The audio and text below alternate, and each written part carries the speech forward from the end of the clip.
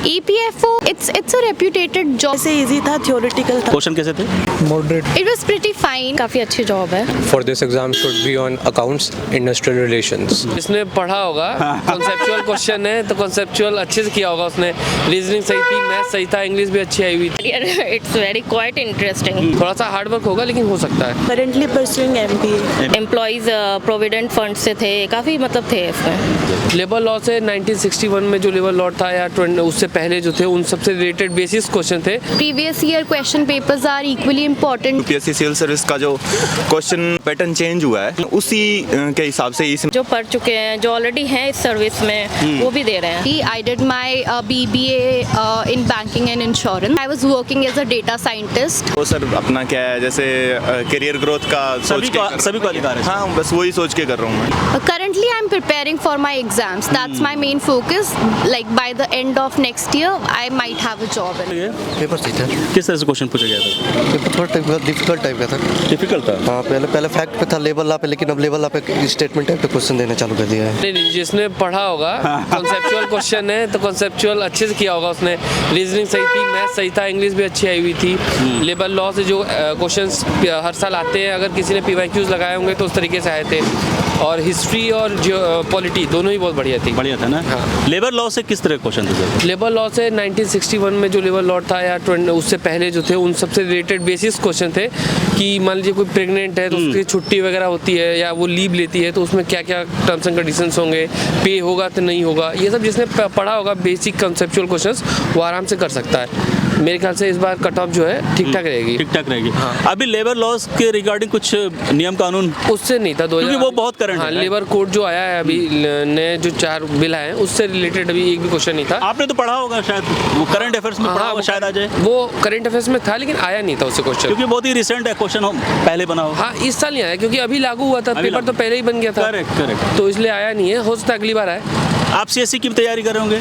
CSC की तैयारी कर रहा हूँ। मैक्सिमम बच्चे देख रहा हूँ कि जो CSC की तैयारी करते हैं वो EPFO भी देते हैं। इसके पीछे क्या लॉजिक है, क्या ऐसा क्यों करते हैं बच्चे? दोनों का लगभग सिलेबस सेम है। क्या है कि इसमें लेबर लॉ थोड़ा इंग्लिश अलग से पढ़नी पड़ती है, बाकी CSET के लिए वहाँ भी मैथ और रीजनिंग पढ़ते ही हैं और GS पढ़ते ही हैं, तो सेम चीज़ यहाँ पे भी है। नहीं, एक होता है ना कि मुझे IAS IPS ही बनना है, लेकिन इसके बाद रखना पड़ता है ना। हाँ, इसी पे आ रहा था। तो प्लान भी मतलब बैकअप ठीक है, लेकिन एज ए EPFO किस तरह की जॉब होती है, इसकी क्या इंपॉर्टेंस है? और एक होता है ना कि एक सेंट्रल जॉब, उसकी वैल्यू भी होती है। किसी भी देश को बनाने में उसकी इंडस्ट्रीज बहुत बड़ा योगदान निभाती है। तो उस देश में इंडस्ट्रीज और उसके लेबर्स को कैसे सुरक्षित रखना है, वहाँ पे जितने भी गिग वर्कर्स या जो भी वर्कर्स हैं काम कर रहे हैं उनको सेफ्टी और उनके पैसे वैसे सही से मिल रहे हैं, तो बहुत बड़ी जिम्मेदारी होती है। अगर कोई ईमानदारी से निभा रहा है तो बहुत बड़ा काम है ये, है ना?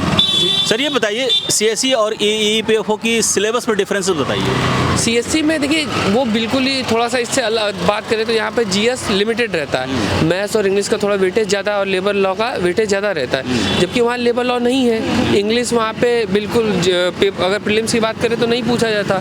मैथ्स CSET का क्वालिफाइंग होता है, यहाँ पे उसको कंपलसरी के तौर पर थोड़ा ज़्यादा ढंग से पढ़ना पड़ता है क्योंकि कट ऑफ बनती है उससे।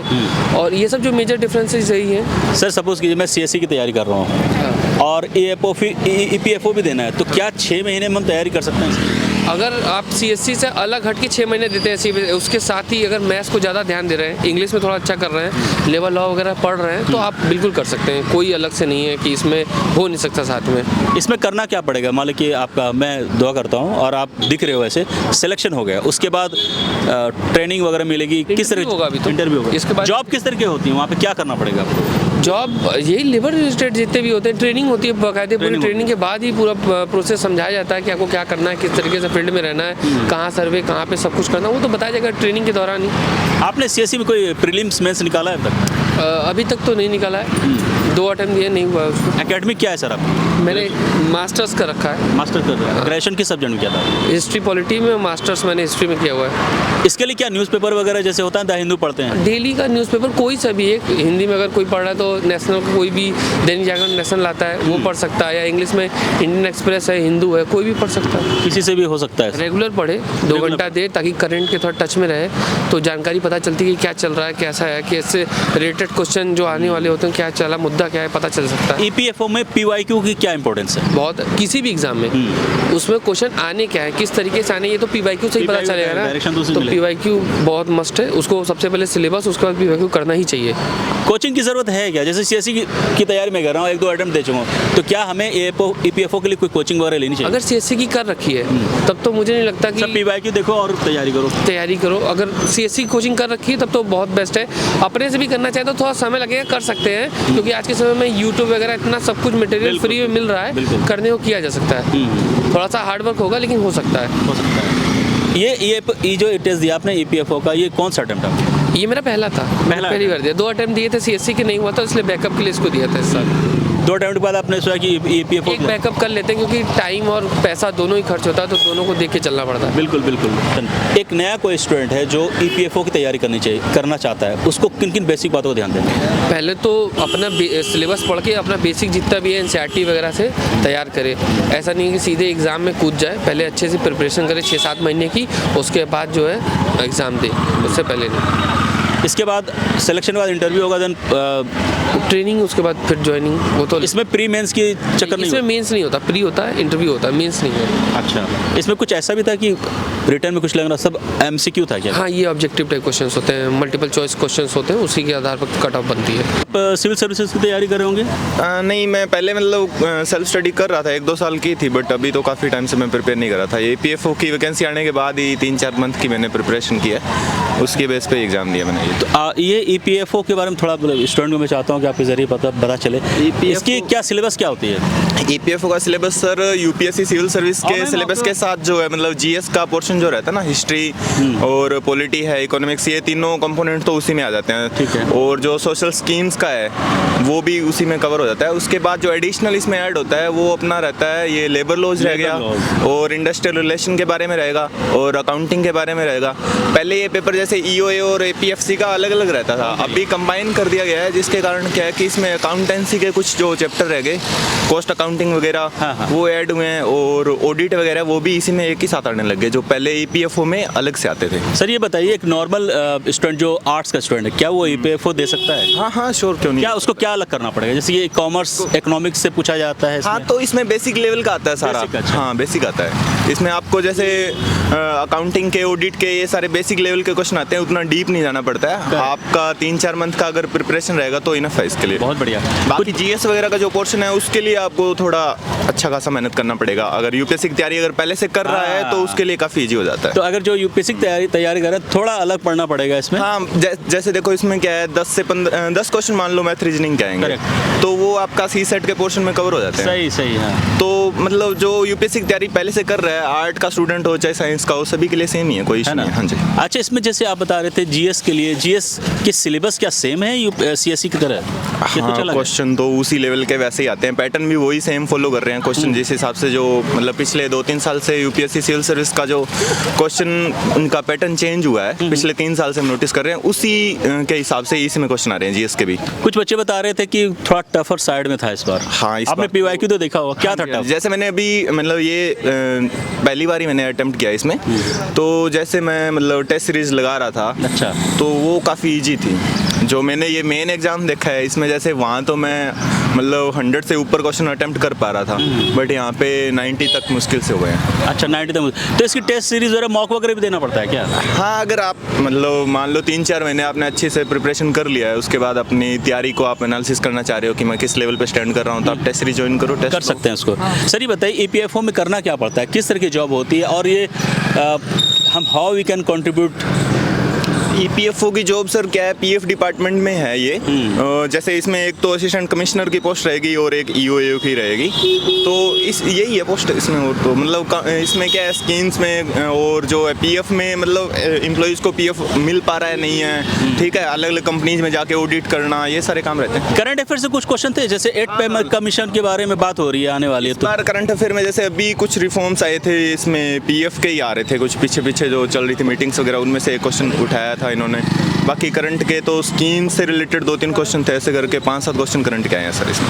अगर मैं यूपीएससी की तैयारी कर रहा हूँ, सीएससी की, और 6 महीने अलग से इसमें लगा दूँ ईपीएफओ की, तो क्या क्लियर होगा सर? हो सकता है? हाँ जी, हो जाएगा। अभी जैसे आपने दिया, इसके बाद क्या होगा अगर आपके सिलेक्शन होता है? इसमें क्या है सर, अभी ये एक एग्जाम क्लियर होने के बाद एक इंटरव्यू रहता है और उसके बाद आपका फाइनल सिलेक्शन हो जाता है अगर आप लिस्ट में आते हो बस। सेंट्रल गवर्नमेंट जॉब है, इसमें आप फैसिलिटीज़ वगैरह क्या मिलती है? सर इसके बारे में ज़्यादा मेरे को नहीं नॉलेज है वो थोड़ा मतलब उतना ज़्यादा डिटेल में मैं नहीं कर आपकी पाया। क्या मीडियम क्या है सर? हिंदी मेरा हिंदी मीडियम है सर। इस बार मैं इंग्लिश मीडियम में प्रिपरेशन कर रहा था, बट इसमें तो मीडियम का कुछ रहता नहीं है, मीडियम कुछ रहता ऑब्जेक्टिव नहीं। टाइप का क्वेश्चन रहता है ना बिल्कुल, सारा, तो इसमें ऐसा कुछ नहीं रहता। इसमें 2 ही स्टेप है ओनली, एक रिटन एग्जाम है और इसके बाद इंटरव्यू। अच्छा, एक चीज़ बताइए, बहुत ही अलग क्वेश्चन पूछ रहा हूँ, क्योंकि आप सीएससी सिविल सर्विसेज से नहीं है, लेकिन हमें लगता है 90% स्टूडेंट ऐसे हैं जो सीएससी की तैयारी करते हैं, साथ ज़्यादा वही लोग आते हैं जो सिविल सर्विस की तैयारी तो करते हैं। ऐसा नहीं आप जैसे स्टूडेंट को दिक्कत होगी, वो ऑलरेडी सिविल सर्विस तैयार कर रहे हैं, वो उनकी ज़्यादा सर इसमें क्या है, जैसे वो सिविल सर्विस की तैयारी कर रहे हैं तो उनके लिए जीएस का पोर्शन जो है वो इजी रहेगा, बट इसमें क्या है, मैथ रीजनिंग का हाँ। कंपोनेंट जुड़ जाएगा, 20 क्वेश्चन इंग्लिश के रहेंगे, उसके बाद जो है अकाउंटिंग के रहेंगे और ये लेबर लॉज और इंडस्ट्रियल रिलेशन के रहेंगे, तो वो सेम ही हो जाता है, उसको अलग से उतना टाइम उधर देना ही पड़ेगा, बहुत बढ़िया, तो इसलिए वो सेम ही रहेगा, उतना ज़्यादा रहेगा। फर्क नहीं पड़ेगा। ज़्यादा फर्क नहीं पड़ेगा। हाँ। लेकिन जैसे आप डेडिकेटली ईपीएफओ पे ही लगे हो, तो ज़्यादा चांसेस, हाई चांसेस हैं कि आप हाँ जल्दी क्लियर कर पाओ। क्रेडेंशियल क्या है सर? आपने कोई इससे पहले ईपीएफओ दिया? नहीं सर, मैंने मतलब इससे पहले 2 बार यूपीएससी का एग्ज़ाम दिया है, वो भी 2022-23 में दिया था। मैं एक्चुअली मतलब ये सेंट्रल गवर्नमेंट में एम्प्लॉई हूँ मैं, ओह। इंडियन ऑयल में। अच्छा, तो मैं मतलब अपनी ड्यूटी के साथ ही थोड़ा बहुत जितना टाइम मिल पाया उसी में मैंने एकेडमिक क्या है सर? ग्रेजुएशन कब की, क्या किस सब्जेक्ट की? मैंने सर ये तो सर जैसे मैंने आईटीआई बेस पे मैं जॉब लगा हूँ इंडियन ऑयल में, उसके बाद मैंने कोरस्पोंडेंट। इंजीनियर हैं आप? नहीं, ये टेक्नीशियन हूँ मैं, टेक्निकल जॉब है मेरा। उसके बाद मैंने ग्रेजुएशन कंप्लीट किया अपना 2022 में, उसके बाद प्रिपरेशन कर रहा हूँ मैं। ऐसे क्यों ईपीएफओ की क्यों जरूरत पड़ी? आप ऑलरेडी एम्प्लॉयड हैं। वो सर अपना क्या है, जैसे करियर ग्रोथ का सोच के सभी को अधिकार है। हाँ, बस वही सोच के कर रहा हूँ मैं। It was pretty fine. Like what I have studied so far, it went pretty well for me. What I personally think is it wasn't out of the box, right? Everything was within the books. So it's just people, what other students must have done is they have gone according to the previous year exams, right? But everything was within the book, so there was no difficulty as for me. You should at least study for 8-9 months, and that's what I have done. I was like, I'm supposed to give further exams as well, but since my target was cracking EPFO, I have understood that the level of difficulties for everyone, but what you grasp from your books is the most priority thing. Why EPFO? EPFO, it's a reputed job, and it's like since my family is from the government background itself, so I thought of why not EPFO. It's like a grade A job, and you feel proud to be serving your own country. Commissioner rank job, so it's related to provident funds, so you do auditing at the places, at the government centers. Are you preparing for CSE also? Yes. Have you gone through any pre-mains? Not yet. Not yet. Not yet. Is this your first attempt? This is my first attempt. I have been working as a data scientist in Accenture. So I just thought of shifting it to the government बहुत job. बढ़िया, बहुत बढ़िया. Yeah. First of all, see, you get everything. Every study material is available online, right? Correct. If a person, what I have done is I studied from the books, right? There were like particular series on YouTube which is available for free, and you can study from there. There are like respective subjects, like a spectrum, right? Your maths, your English. So there are a lot of weightages according to the subjects. So that's what I personally Are you think. planning for civil services also? Currently not, but let's hope for the best. I might go for that. See, there are like, they ask on accounts, like your accounting skills, since I was from a commerce background earlier. English, that is the primary most thing.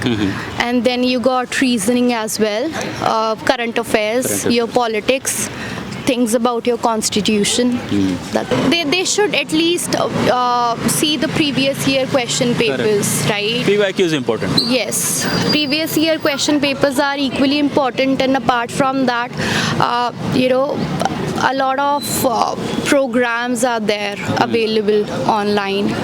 But since I don't believe in it, like you are given with the syllabus, so just follow that.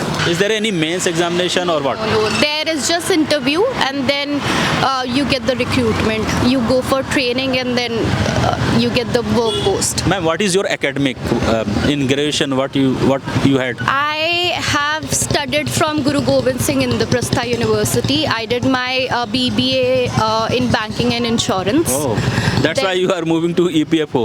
Yeah. And apart from that, I was working as a data scientist In Accenture. in Accenture. Currently, are you working anywhere? Currently, I'm preparing for my exams. That's my main focus. Like by the end of next year, I might have a job in my hand. नहीं, मैंने बस अभी ये First attempt? हाँ, first attempt थी मेरा। तो क्या लगता है 6 महीने जैसे आप बता रही 6 महीने तैयार हो जाती है EPFO की? हाँ, हो जाती, बट यही था कि थोड़े एक्ट्स वगैरह थोड़ा जो पूछे गए थे वो थोड़ा मुझे टफ लगे, क्योंकि मैंने सिर्फ विद इन 1 मंथ में ही मैंने प्रिपेयर किया था। जी। और आप सिविल सर्विसेज की तैयारी करी होंगी? जी जी। तो कैसा लगता है कि EPFO एज ए जॉब कैसा है अगर CSE की बात करें कंपेयर विद CSE, और ये क्यों हर एक UPSC CSE एस्पिरेंट की प्लान बी या बेस्ट चॉइस माना जाता है आफ्टर CSE? एक्चुअली मुझे लगता है ये काफ़ी अच्छी जॉब है। है ना? हाँ जी जी बिल्कुल। इसमें क्या करना पड़ता है मैम?